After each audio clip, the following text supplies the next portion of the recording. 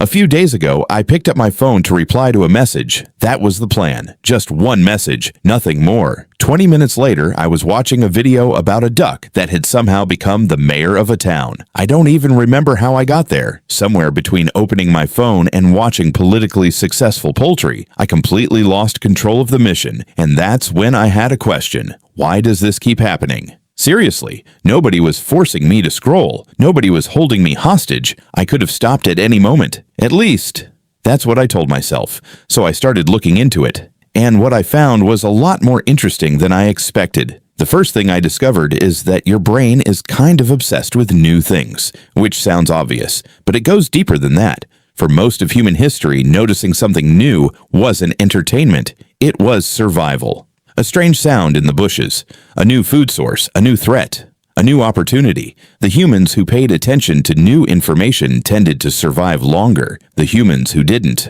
well, they became examples. So over millions of years, our brains evolved to become incredibly sensitive to novelty. In other words, your ancestors were professional noticers. And congratulations, you've inherited their software. The problem is that your brain doesn't know it's living in 2026. As far as it's concerned, every notification might be important. Every update might matter. Every piece of information could be useful. So when social media shows you an endless stream of new things, your brain reacts exactly the way evolution trained it to. It pays attention. But then I found something even stranger. Psychologists have a concept called variable rewards. And before you fall asleep hearing that term, stick with me, because this is where things get interesting. Variable rewards are rewards that happen unpredictably. It's the same principle used by slot machines. Imagine if a slot machine paid out every single time. You'd pull the lever, get your reward, and leave. Not very exciting. The reason slot machines are addictive is because you never know when the reward is coming. Maybe the next pull, maybe the one after that,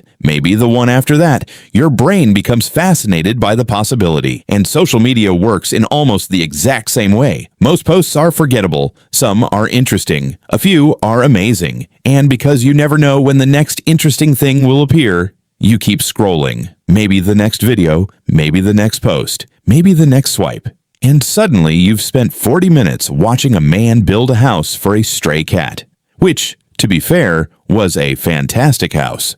But still, now here's the part that genuinely surprised me, because up until this point, everything made sense. Humans like novelty. Humans respond to variable rewards. Case closed. Mystery solved, right? Not quite. Because if scrolling gives us entertainment, stimulation, information, and occasional cat architecture, why do so many people feel terrible afterward? That's the weird part. Think about it. Have you ever finished a long scrolling session and thought, wow, that was a meaningful use of my existence?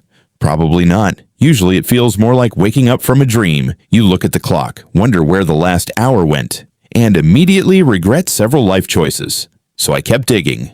And eventually I came across an idea that completely changed how I looked at the problem. Maybe we're asking the wrong question. Maybe the question isn't, why can't humans stop scrolling? Maybe the question is, why do humans want to escape so badly? Because scrolling does something remarkable. It fills every empty moment. Waiting in line? Scroll. Sitting alone? Scroll. 5 seconds of boredom? Absolutely not. Scroll. The moment silence appears, we eliminate it instantly. And that's weird, because boredom used to be normal. For most of human history, people spent huge amounts of time alone with their thoughts. And whether they liked it or not, they had to confront them.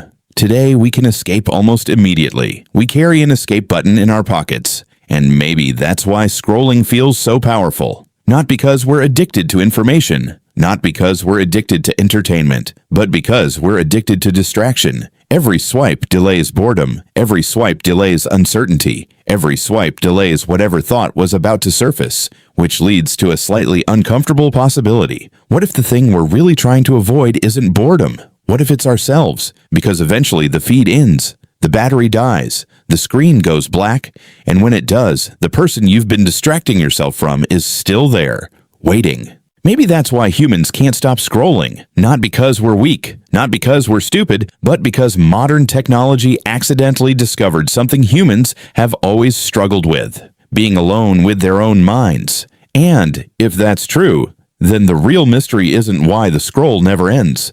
The real mystery is what we're so afraid we'll find when it does.